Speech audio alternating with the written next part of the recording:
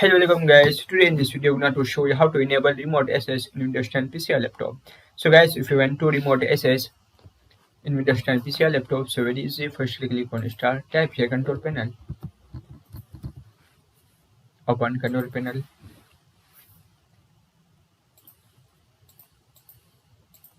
Click on System and Security. After click on Allow Remote Access, and here option Remote Assistance. Allow Remote Assistant. Please complete.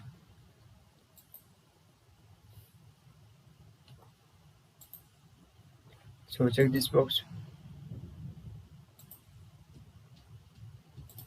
After click on Apply, click on OK. That is. So guys, this is very simple and easy method if you want to enable remote access in Windows 10 PC or laptop. Thank you for watching this video. Please like, share and subscribe to my channel for latest updates. And please comment this video helpful or not. Thank you for watching.